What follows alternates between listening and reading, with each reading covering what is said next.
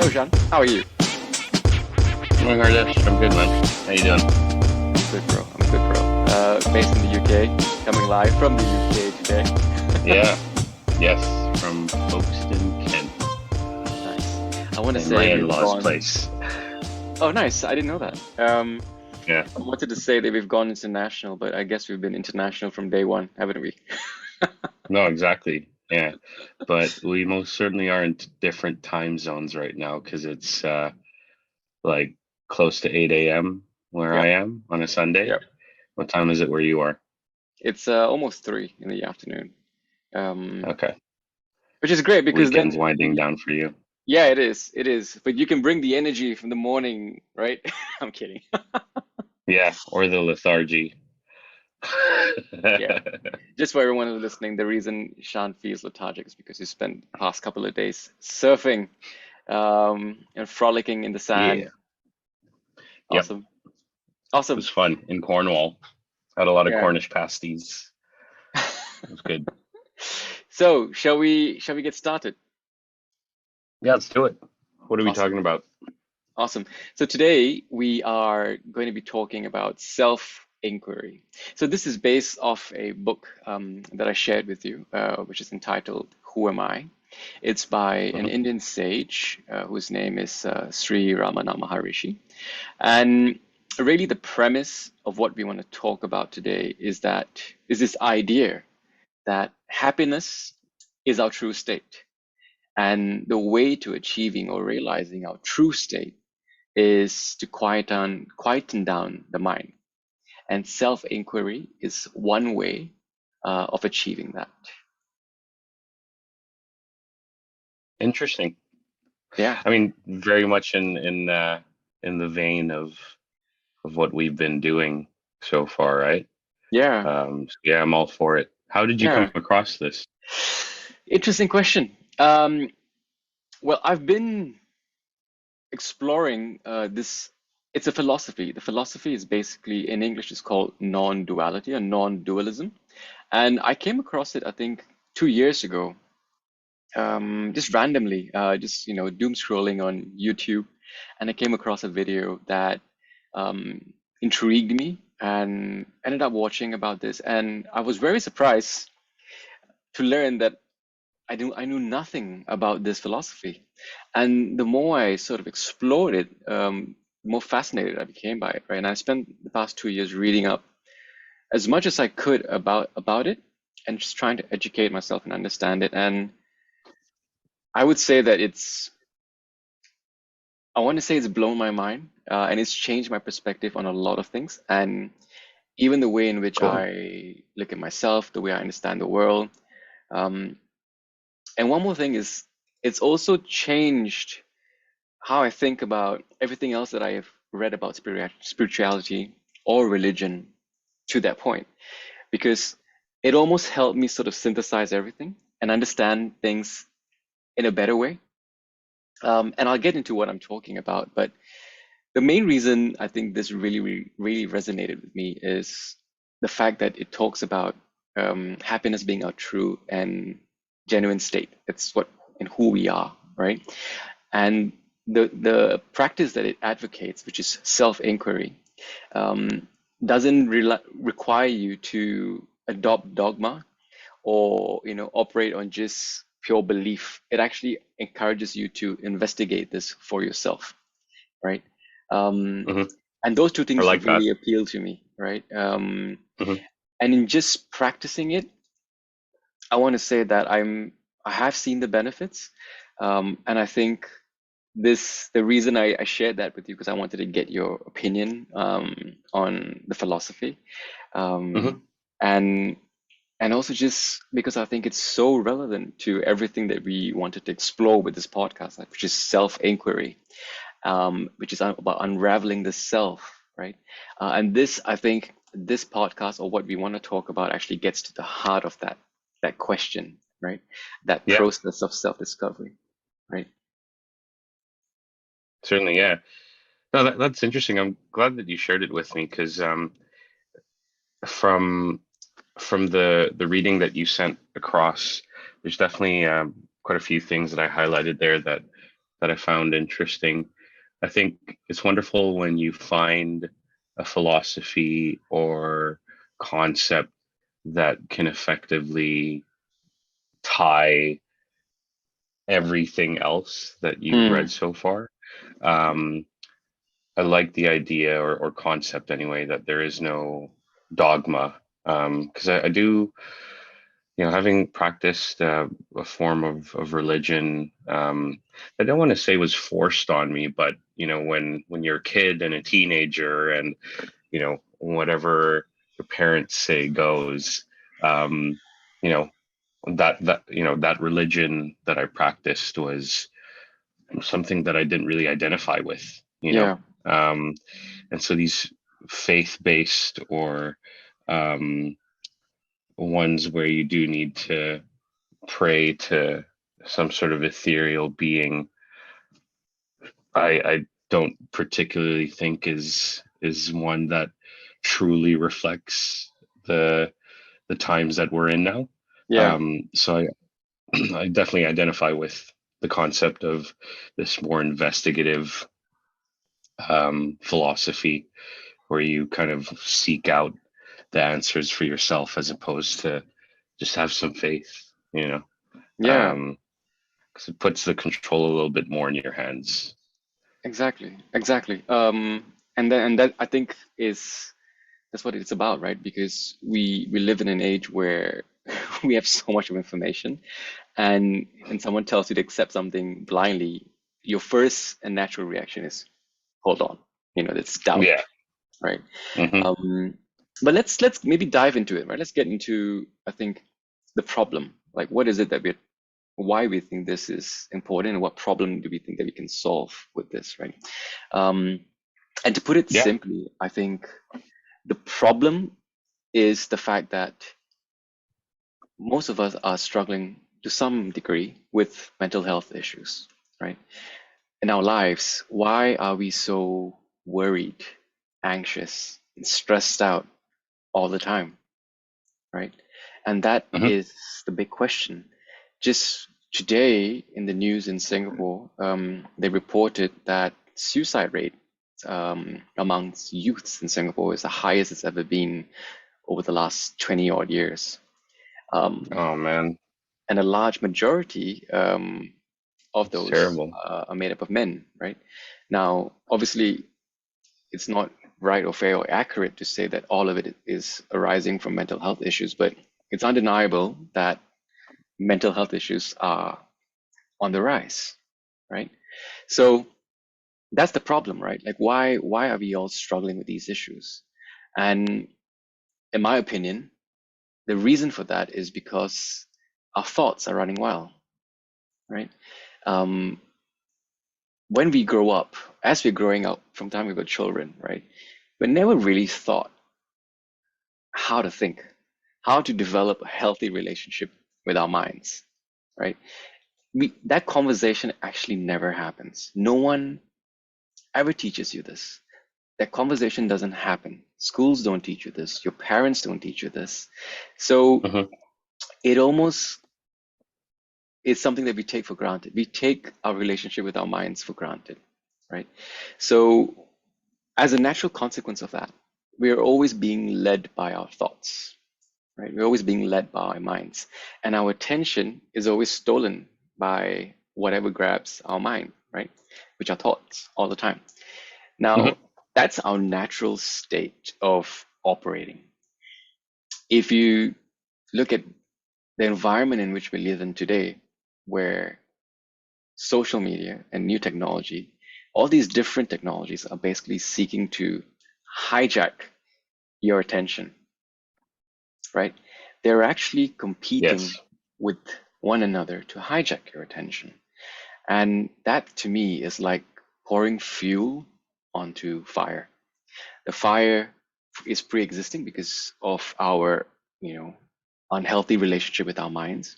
And then you take technology that's been designed to steal your attention, and that just is the fuel, right? It makes the fire rage and gets out of control. So how can we not end up getting burnt as a result, right? So That is the problem as I understand it. What do you think of that? Um, I agree with you wholeheartedly. I've been saying this for probably the better part of 10 years now, Mm. where you know, I think social media particularly has sort of taken the lead on Mm. this hijacking of one's attention. It's why so many of these enormous companies now pour hundreds of millions of dollars into behavioral sciences, right? And the behavioral sciences in itself is relatively new as a field of study, and it's almost like while we're kind of learning about this purely from a scientific perspective and knowledge based perspective, companies are simultaneously hiring the best in this field to try to figure out how to hijack our minds better, right? Exactly. So it's terrifying. Um, there's a lot that you're competing against beyond yourself, you know, um, and I think it definitely doesn't help that we're attached to these devices that just seem to get stronger, better, faster Yeah. with each permutation. Um, Yeah. and so yeah, like I think it's fantastic when first we're kind of made aware of the environment that we're in, because I think that is the first step, acknowledging that, like, okay, we're in a situation where the moment we wake up there is this instant pull Yeah. towards connecting with the world, because once again it's sort of hijacking the wisdom that was taught to us when we were kids, right? Yeah. Stay informed, stay connected with the world, and so it's quite insidious in that sense. There's so much of, I think, what we do that's shrouded in this idea of this is good for me. But I think we've also kind of suffered in many ways of having too much of a good thing. Yeah. So I Yeah. don't know. So yeah, I completely sort of agree with what you've said so far.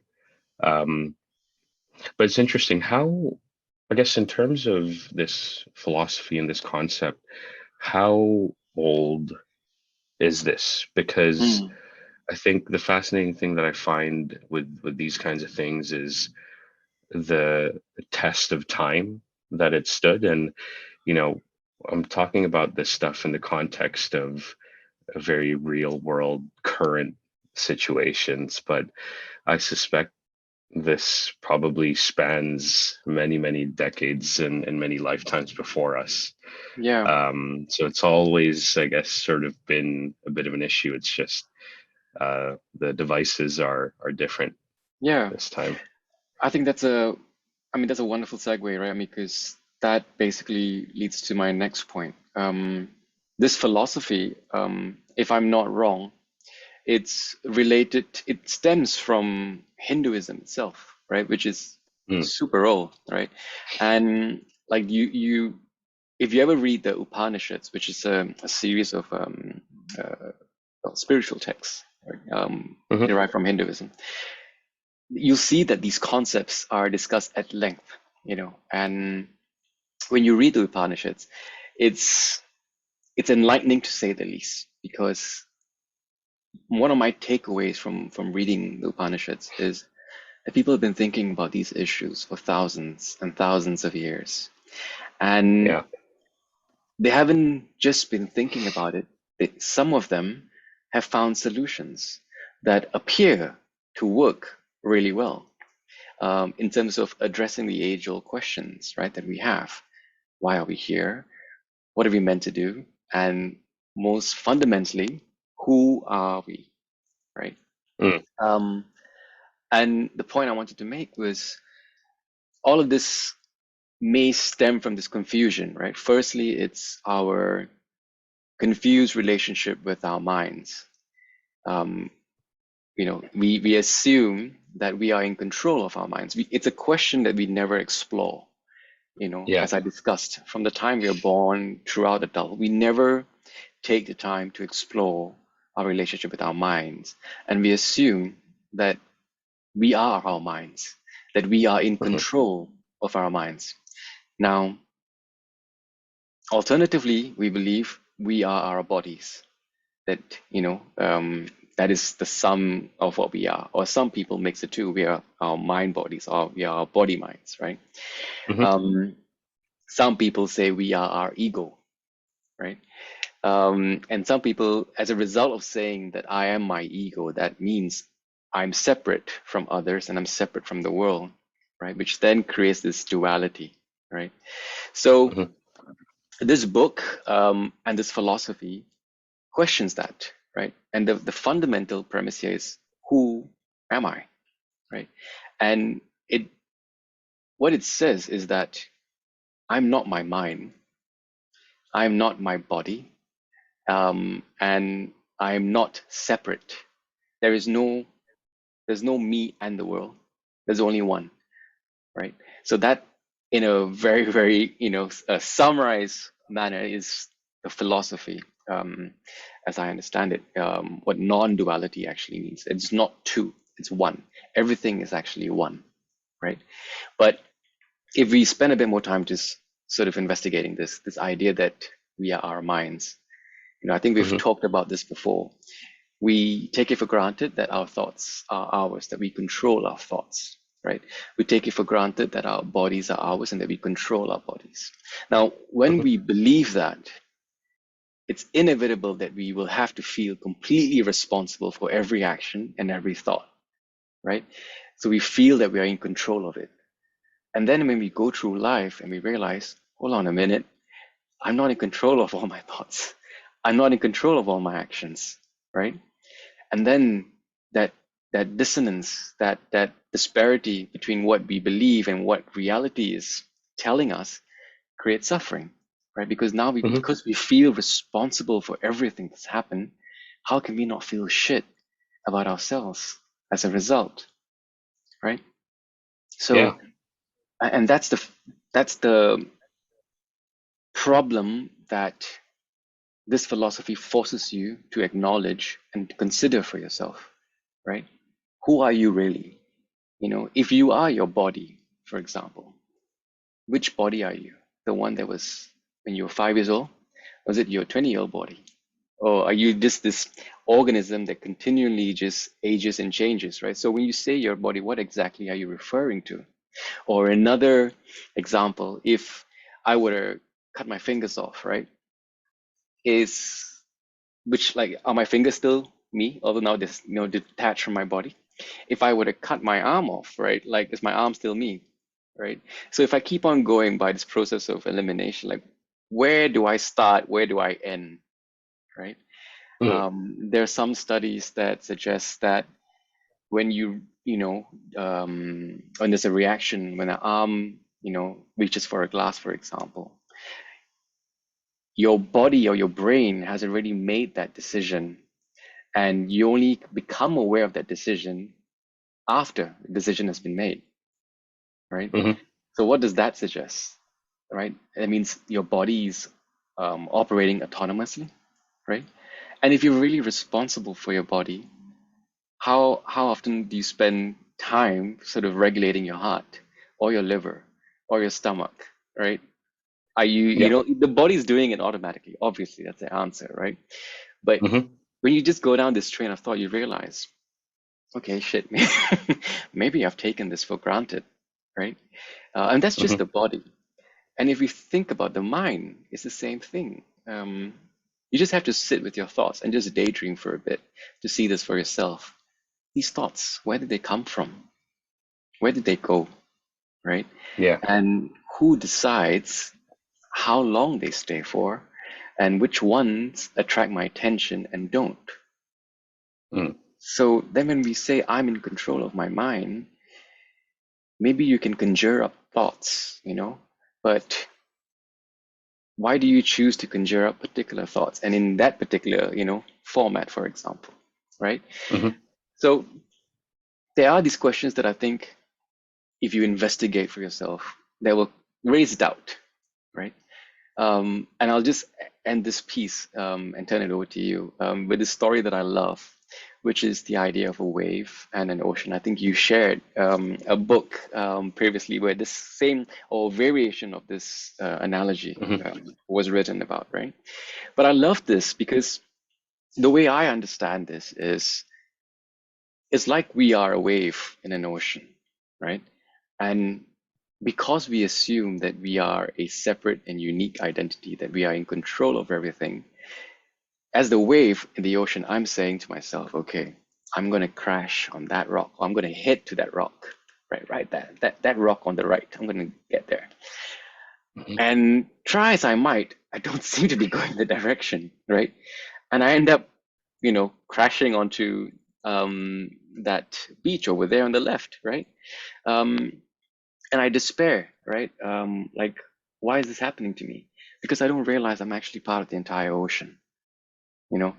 And then when you look at a wave, right? Like, it's also a perfect analogy for thoughts. It rises, it stays for a bit, and then it crashes back into non-existence, right? Hmm. And that analogy it's so beautiful because there's so many insights that you can extrapolate that are related to this philosophy.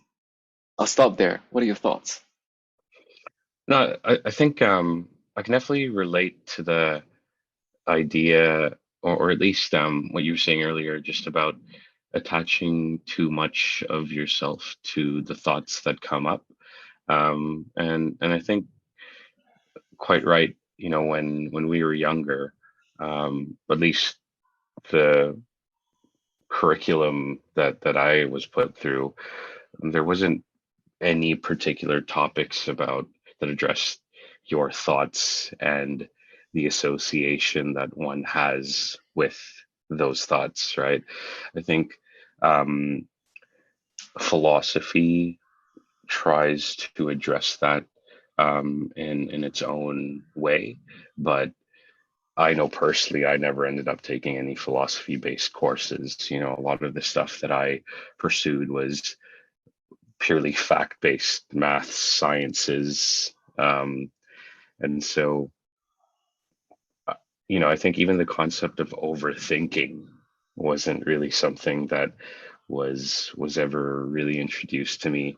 And when it was sort of around the time when anxiety was also sort of introduced to me. And it was sort of like this, I guess, an era of um, questioning one's own thoughts entering the mainstream. And when I say mainstream, I'm talking like more Western mainstream, because actually, when you kind of look at Eastern philosophies, it's like you said, right? Hinduism, Buddhism, these concepts have been around for thousands of years, right? Yeah, Um, but I think the interesting thing, I know when you were saying what you were saying earlier, um, I know for me, I had to detach myself from this logical parameter, which was I am my thoughts. hmm. Um, and it's taken a really long time to really truly believe that. And the reason why I say that is because, um, like you said, you assume that you're in control of your thoughts, but I know personally that when I am tired, stressed, or underfed, um, that's when these weird thoughts start coming into my mind where it doesn't really feel like they're mine, you know? Um, and but then because they have just randomly sprung up in my head, and because I used to have the logical parameter of I am my thoughts, then I start going down the rabbit hole of why am I thinking this? Like this must be part of who I am, and what, and so it's interesting because it almost gives weight to something that shouldn't have been given weight in the first place. Yeah. If you just taken a moment to sit back, watch the thought like a passing cloud, um, and maybe try to check in with yourself and ask yourself, like, why is this thought coming up right now, right?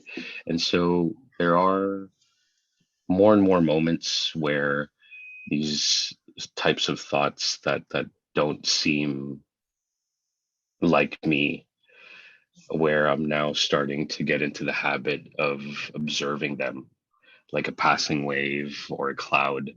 And more often than not, I realize it's because I'm a little bit tired, I'm a little bit stressed. And it's nice. It's nice to, it's more efficient to be living my life that way than to spend the next few hours going, oh my God, is this me now? I Mm. really hope not, because this is a version of me that I didn't think um, would ever be me. Um, so it's but again, it's interesting that, like you said, that this is something that people have been contending with for a very, very long time, right? Um, and and so when I think back as a kid, it's understandable that like adults feel the need to expose their children to religion because they hope that it instills the relevant wisdom that's needed to I guess be a functioning member of society. Yeah. But I think there is an element of us kind of needing to get there on our own that is equally as important as the concept itself. Yeah. Like you almost need to go through your own version of suffering to get to a place where you can actually appreciate these concepts that were kind of forced down your throat, but then it's distilled in a way that you now can understand for yourself. Mm. um, and it might, for some people it might come back full circle, and you might decide like, yeah, actually that religion that was taught to me by my parents that I rejected and chose not to continue with um, past my teenage years is something that I identify with. And so you see a lot of examples of this where, you know, um, people steer away from the religion that was taught to them, only to circle back and return to their roots. Others that pursue other concepts, right? Yeah. Um, I think there's something beautiful about that. There's almost again, like you need to go through it, or a version of it yourself, to really appreciate what the teachings are trying to tell you. Yeah. Well Um, said. so Well said. yeah. Well said. Um, and there's a lot in there that you said I think is very, very important. Number one, I think, is this idea that you have to go through your own journey. I wouldn't say it's suffering. I would say that you have to walk the path, right? Mm, yeah. Knowledge, wisdom, teachers, gurus, their only function is to point the way, but they cannot walk the Hmm. path for you. And that's why if you look at Buddhism, if you look at like non-dualism, for example, and these are just two examples, they're not exhaustive. You see that they talk a lot about experiencing the truth, not just knowing the truth intellectually, which is a very different thing. You can grasp a concept, but what they talk about is something much more deeper and much more subtle. It's not about giving you yet another concept for you to cling on to. It's actually getting you to investigate for yourself.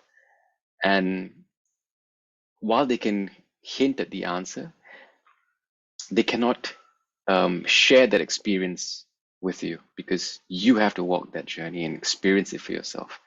And that experience, which is In the Eastern tradition, it's called nirvana, which is liberation or enlightenment. It is an experience that is hard to communicate because it is not attached to a concept or a form. That means you can't really use words, you know, to articulate that experience. It's beyond concepts. It means it's beyond words, you know? Hmm. So, and that's why people always say, okay, so what is enlightenment, right? Why can't you just show it to me? Why can't you just, give me a formula or a procedure, right? Um, and when you think about it from that concept, it's very interesting. The term nirvana it's derived from nibbana, which means to um, this image is the candle that's been extinguished, right? Hmm. So there's no more clinging on to, there's no more sort of desire. So the fuel is there's no more fuel, right? To keep that fire, that burning, where you're sort of being burned by desire, right? Nothing keeps the fire going, right? Okay.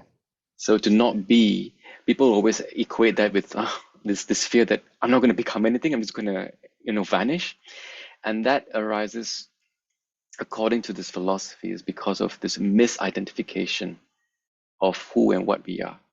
We assume that we are the body and thoughts. So the idea of, you know, not existing as the body or thoughts is frightening.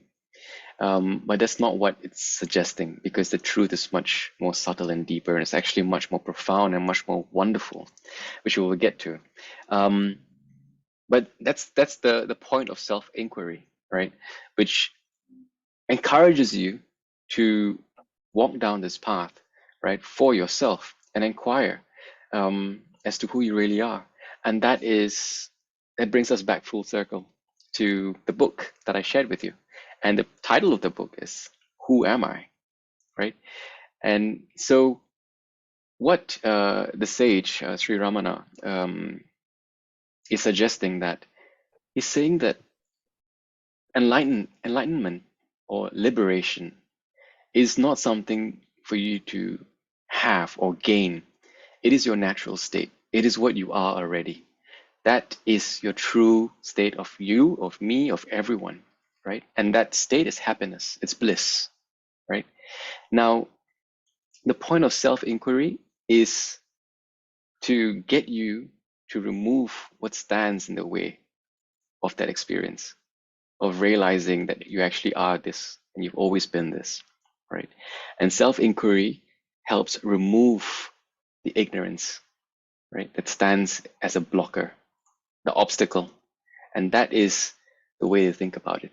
So, what is self-inquiry? Self-inquiry basically means asking yourself, who am I?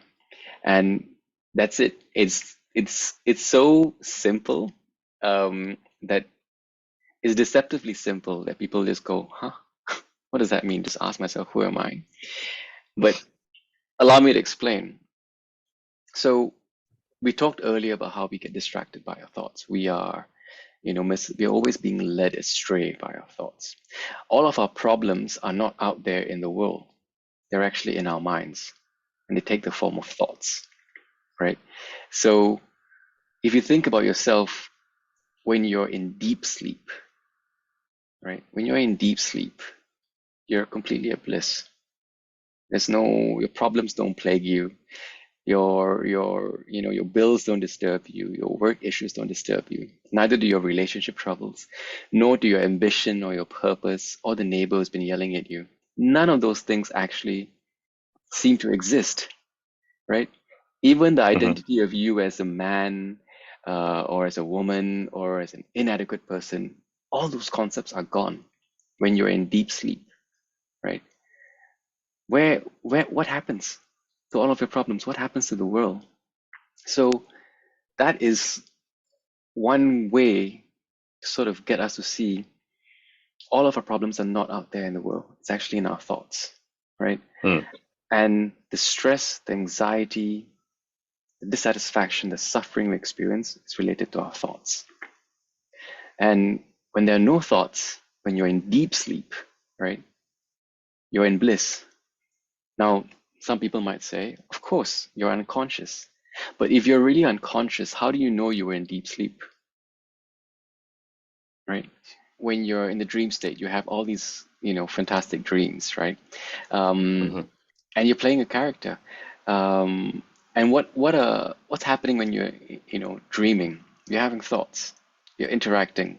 There's a personality, something's happening, and you're agitated. And so in your dreams, you can't say that you're in bliss. Well, depends. Sometimes you have like,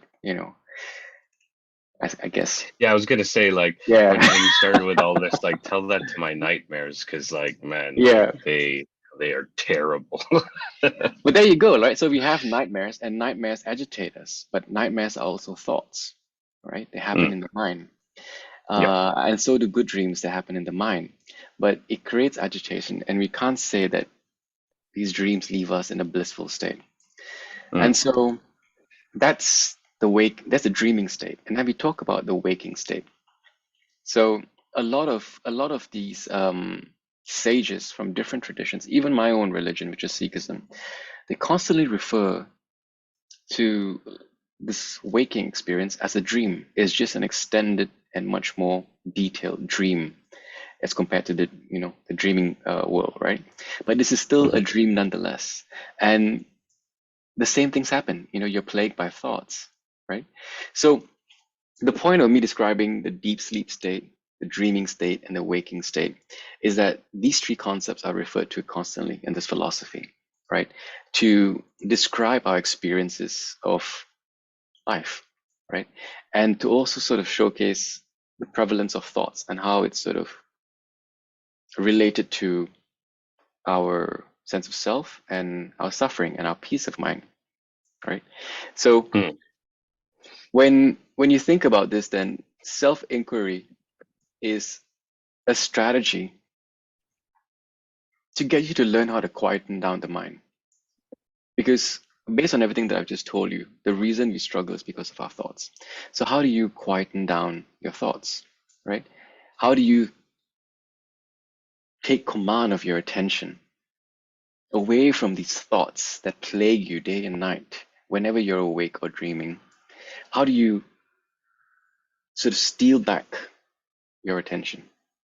And mhm, that is the point of self-inquiry. That's what self-inquiry actually is trying to achieve by getting you to steer away your attention, come back to this question. And the question is, who am I? And to give you an example, for example, like if you are caught up in a situation that's stressing you out, in that moment, ask yourself, to whom is this thought occurring, right? And when you ask yourself that question, it breaks that pattern, that thought pattern where we get dragged on or we get carried away with our thoughts and we follow it to wherever it wants to lead us. Instead, when you mhm, ask that question, to whom is this thought occurring? Right? It steals attention away from that thought. And it asks you this question like, okay, who is this thought appearing to? Who is the one actually experiencing this thought? And the point is not really to get an answer. The point is to break that attention. And by virtue of doing this exercise constantly and repeatedly, you steal back more and more attention, and because you keep establishing breaks between you and the thoughts that want to take you on a journey, slowly you're sort of stealing back attention, right? And you're coming back to this idea of who am I? Who mm. am I, right? And over time, this is not an overnight practice, right? But over time, the suggestion is that you come to reside in that state, right? Which is very akin to being in the deep sleep state, right? So this is not the same as saying that you're in some kind of high or you're sitting in a state of nothingness, right? Um, the way it's been described is literally you're residing in the self, right? Mm. And when you reside in the self, you're not residing in the worlds that your thoughts want to drag you off to. Yeah. No, look, I can definitely sort of understand why there is this emphasis on the dream state, because actually I've sort of mentioned this to friends in passing before, right? Yeah. Um, as ridiculous as some of my dreams have been, I think it's interesting that when I'm in a dream, um, I very rarely, in fact, I've only once ever done this, but I have never questioned the scenario or situation that I find myself in when I'm Mm, in a dream. mm, Um, and the the sort of couple of examples where I did, um, I immediately woke up, or I there was actually this one pretty interesting one where I managed to stay in the dream, but that's a separate thing altogether. But the idea is that when you're thrown into these situations, in your dream state, you don't really question it. It's just you kind of roll with it, yeah, um, and accept it for what it is. Only when you wake up, then the thoughts start coming of like, wow, that was really random. Why did I mm, think that that was just a normal scenario to be in, right? um and so that's the thing. Like, I think our thoughts also kind of, um is almost like a wolf in sheep's clothing, in the sense that it kind of masks itself as this guardian angel, you know, this thing that's on your shoulder that's looking out for you like a Jiminy Cricket.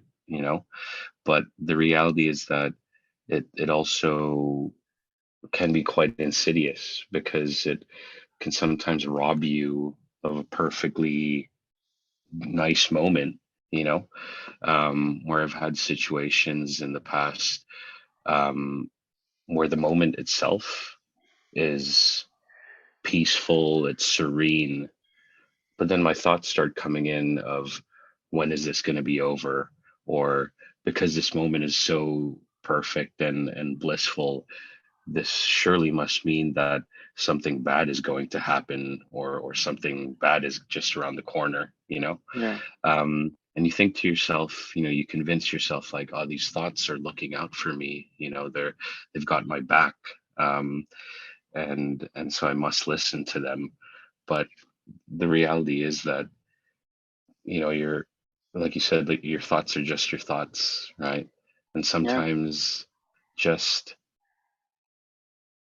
I guess, identifying them as thoughts can arrest the cycle of that thought, even for just a moment, for you to not hop on that, and potentially drag yourself down a path that you didn't really want to in the first place, right? yeah, um but it's difficult.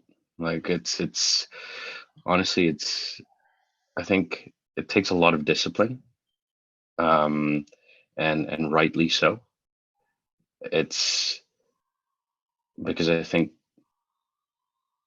fundamentally, with, at least for you and I, we both mentioned it at the start of this, our upbringing. There wasn't any sort of fundamental concepts that kind of addressed our thoughts and how to deal with them, right? Um, and I do think that that is massively important. I hope that at least, like, more formal education will at least try to address this very early on. And I think in certain aspects, um, it is starting to head in that direction. yeah, I've at least I've heard from my partner, who's a teacher in the primary sections, that, you know they're starting to teach, like, breathing techniques, which I know personally, having not ever experienced or been taught any of that until I was, much much more, older in life, that had I learned, just very simple breathing techniques when I was much younger, I probably would have been able to handle situations just a little mm, bit better.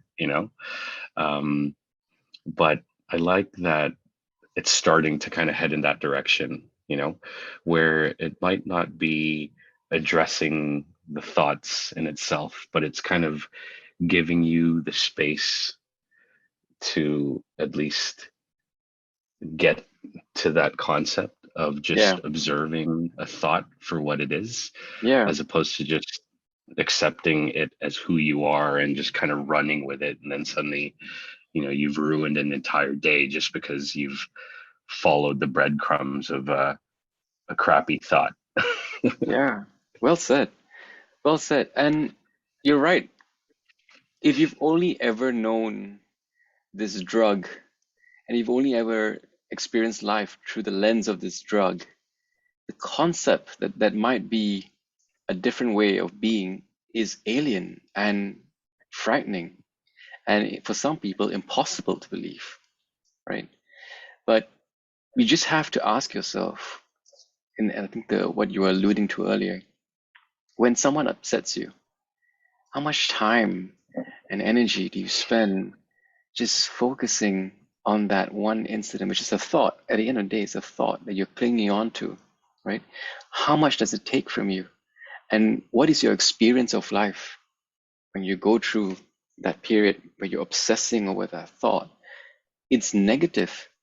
Whether you want to replace that example of someone hurting you with your girlfriend, you know, um, leaving you, or your employer just being completely nasty to you, right? You obsess over it and think about your experience. It's horrible as you get wrapped up in that thought and all the other thoughts that it creates, right? And so you end up being sort of swept or sucked into this vortex of negativity, and it's just overwhelming. And you see from these examples how suffering arises, right? Because we just get led by these thoughts into these places, right? And I've been there so many times, and every time I ask myself or I remind myself, this is a thought, this is a thought. And when I break that connection, or I try and steal back my attention from that thought, in that moment it feels really liberating.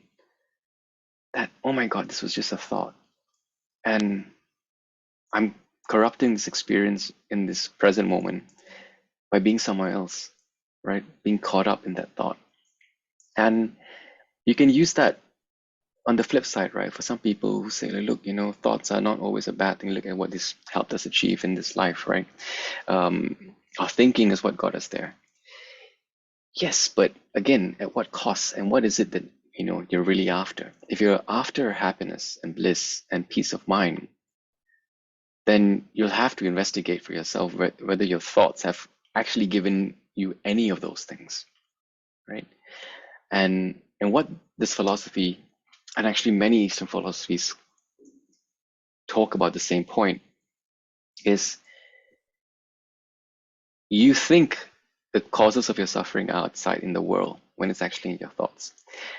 In the same way, you think the things that make you happy are outside in the world when it's actually just your thoughts, right? And what it's saying is that when you keep grasping to these thoughts rise and they come and they go. So when they go, you're going to panic because you've just been clinging on to a thought, to a concept, to a form. And what it's getting you to see and investigate for yourself is that you don't have to cling on to these things because they're not real. Your true nature is already happiness, it's already bliss. So you don't actually have to cling on to these things. And that's why they talk a lot about detachment. So there's various understandings of the term detachment, but it's not to detach yourself from people, but the detachment that needs to occur up here, detaching yourself from the thoughts. And Mhm. that's why if we go back to this practice of self-inquiry, it's getting you to detach your attention away from those thoughts, and ponder, who am I? And if we get to that question, like, who am I? And this is something that they all allude to. I cannot claim to have experienced it because I haven't, but this is what they say. The premise is that when you steal your attention back, then and you ask yourself, who am I? You're not your mind, you're not your body, you're not your thoughts. What is it that is aware of the thoughts, right? So what it's saying is that we are pure awareness. That is our true nature. Our true nature is pure awareness. Another term is consciousness. We are consciousness. And all of reality arises from this sea of consciousness. Everything arises from consciousness. The mind comes out of consciousness. Everything arises from consciousness. So consciousness is everything. There's only consciousness. And because consciousness is everything, it is undying. It is another metaphor for God, but this time God is not a person or a white man with a white beard sitting on a cloud. It is a field of consciousness. It is the basis of everything, right? That's what they claim our true selves are. That's what we really are. And which goes back to this term non-duality, that everything is one. Everything arises from one consciousness. Everything emerges from consciousness, right? So we are not separate. We are not individuals. We are not the egos. We are not our thoughts or minds. These are all just manifestations from a single field of consciousness. And that is the premise. And that's what a lot of Eastern philosophies have basically been trying to get people to see. When I came across this and I looked at it, and I think you alluded to this earlier, and I look back at my own religion, Sikhism, and I see a lot of these same ideas being raised, right, in our holy book, right? That everything is one, God is one. And you see this across different traditions and different philosophies and religion, right? That this idea that we are one and that we are consciousness. Now, this is what the philosophy says. The interesting thing that I found is trying to dive deeper into this topic is that science is now beginning to support this, right? I cannot claim to be an expert in this field, but the study of consciousness as a science is emerging. One person I really recommend people to read up on is Bernardo Kastrup, um, computer scientist and also a philosopher. He's got a PhD in both these fields, and he studies consciousness extensively. And he's got the same conclusion as well. And he's not alone in this. That is not the brain that creates consciousness; rather, it's the opposite. Matter arises from consciousness, right? So that is what this philosophy claims: who and what we are. That is our true self. And self-inquiry, by going through this process of investigating yourself for yourself, by yourself, and asking yourself, who am I? You will come to that state and that realization for yourself, right? Um, so yeah, what do you think of that? I think that, sorry, I think that's interesting. Like it's when you were saying earlier about detachment, I can definitely see people taking that concept if they don't really, I guess, truly understand what detachment is trying to say, that they're it could sort of almost put you in a state of anarchy, right? Where it's just like, I'm just going to detach from everything, detach from morality, detach from reality, detach from everything. But that's not what it's saying, right? It's Yeah, saying detach yourself from your thoughts, um, because your thoughts is, well, I guess, one of many other things that you're interacting with. um, just as I am interacting with this glass of water, right? Um, but just because I put that bit of water inside of me doesn't necessarily mean that I am the water now, right? Um, I think similarly with the thoughts, like I think because they just sort of spring up in your head, it's so easy to kind of fool yourself into thinking that you are your thoughts, but the reality is it's not the case, yeah, right? um and so yeah, like I think it's definitely an interesting concept. You can definitely, as I was hearing you speak, I know I'm sure there's going to be plenty of people that'll listen to this and have a huge element of skepticism that they'll feel towards this concept. Um, and maybe it's because the way this concept kind of professes itself may not identify with certain people that are listening to this, right?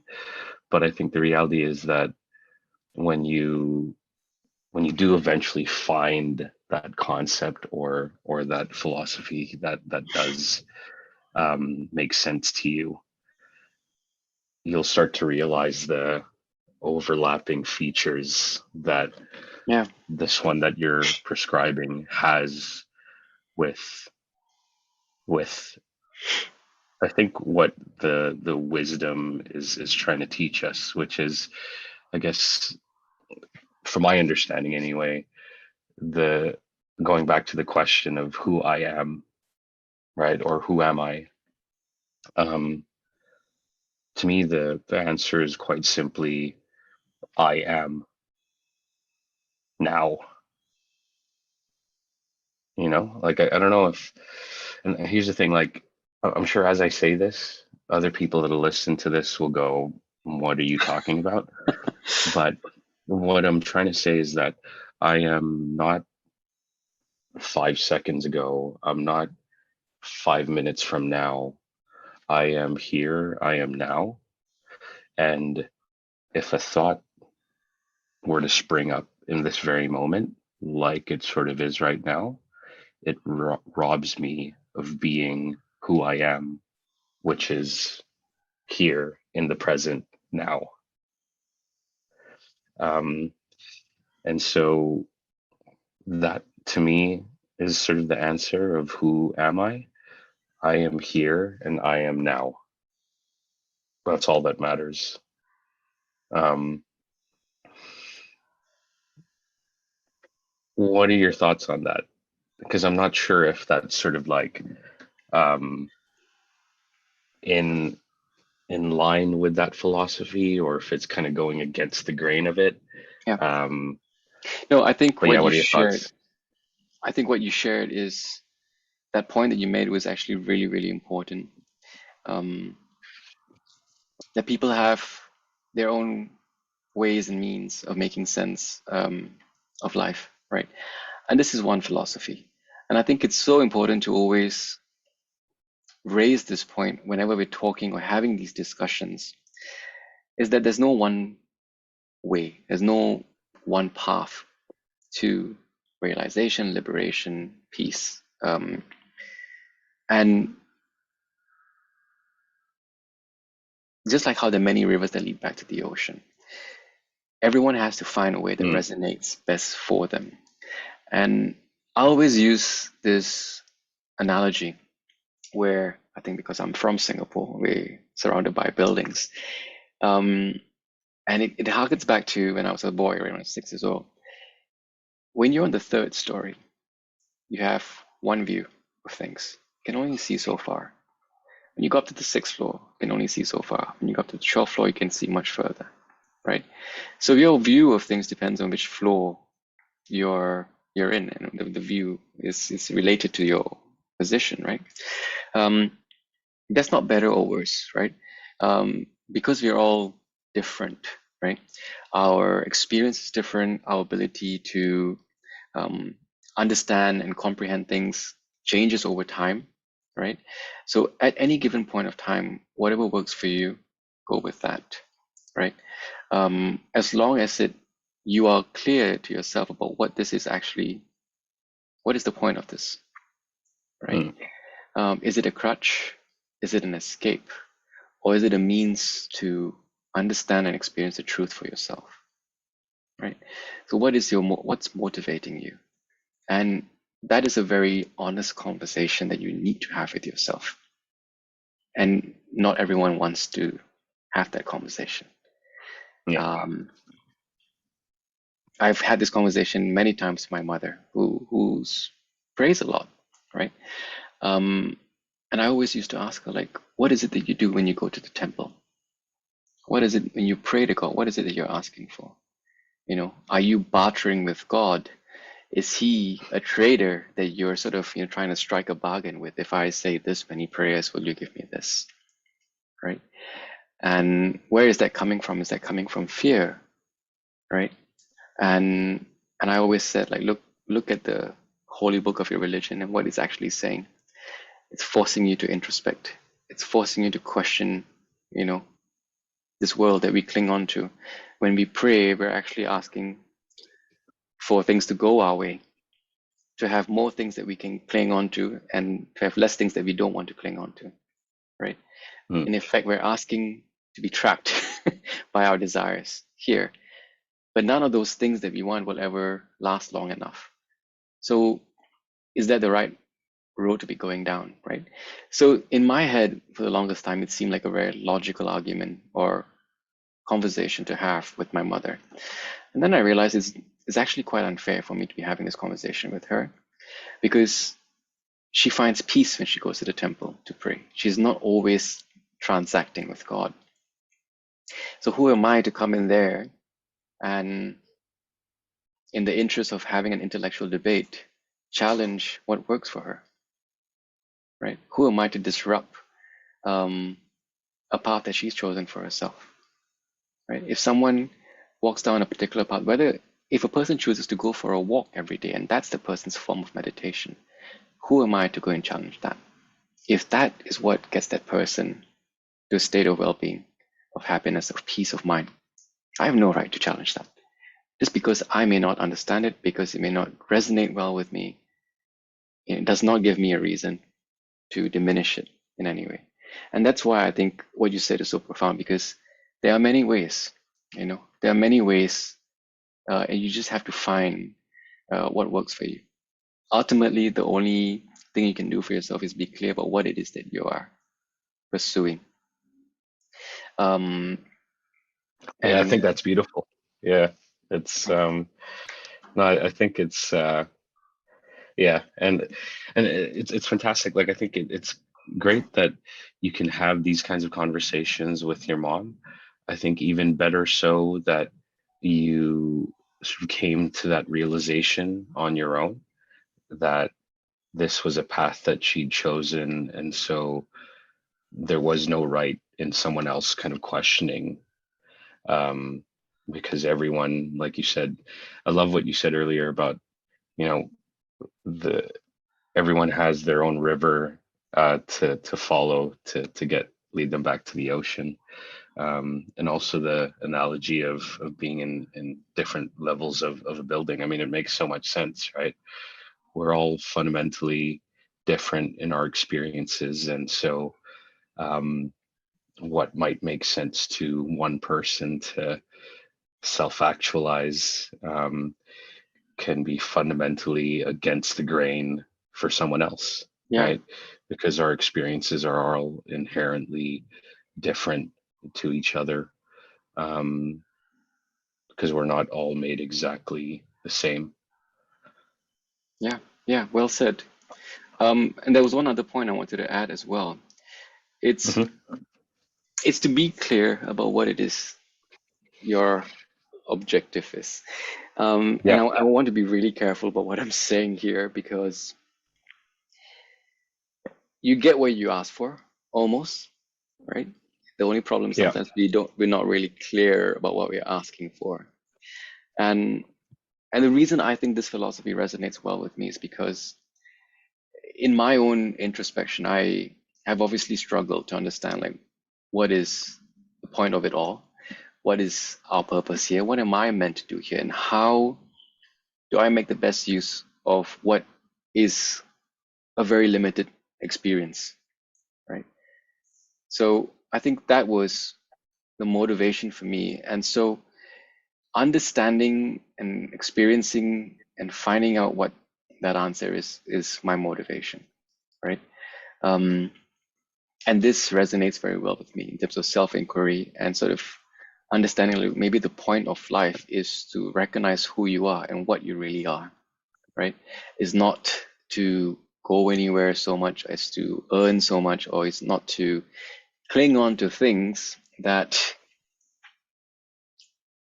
will outlast you. It's not to live against nature, but to live according to nature, right? That all things pass. So it doesn't make sense to spend limited time chasing things that don't last. So how do you then spend and conduct yourself? What then should I aspire to achieve? And the reason this idea stuck with me is because I was reading a book about the Buddha, and this one line, I might have shared this with you before, but this one line stood out for me, where it said that when he achieved enlightenment, one of the phrases that he uttered to himself was, "The holy life, the holy life is lived to its completion." Right? And we always, and that line stood out for me because you never look at the holy life as something that ends. You never look at it as a path, a means to an end. So what does the end of the holy life look like? So what is the point of being holy? Right? So that statement sort of made me realize that, look, you're doing things to get to somewhere, right? You walk a path to get to somewhere, right? The teachings, wisdom, the gurus, they show you a path to get you to somewhere. And what is that somewhere? And that is something I think we should decide for ourselves, right? Mm. This philosophy um, aims to get you to realize yourself by asking yourself, who am I? And it's not, I think this is the point I wanted to get back to earlier. It's not so much to ask yourself repeatedly, who am I? Who am I? Who am I? Because you go crazy doing that repeatedly. But it's when the way to practice it is when you find yourself getting caught up by your thoughts and your emotions. Ask yourself, who is it that is experiencing these thoughts? Mm. To whom do these emotions arise? You know, so it's trying to get you to steal your attention back and to break that attachment with the thought and ask yourself, okay, who's the one actually experiencing this thought? Right? And that's, the idea. I'll make reference to a few useful resources that people can sort of dig into to Yeah, find please. out more for themselves. But a few names that I think I want to throw out there is definitely read this book by Sri Ramana Maharishi. Um, Check out Bernardo Kastrup, right? He's active on YouTube as well. There is another gentleman who's based in the UK who does a marvelous job explaining these concepts. His name is Rupert Spira.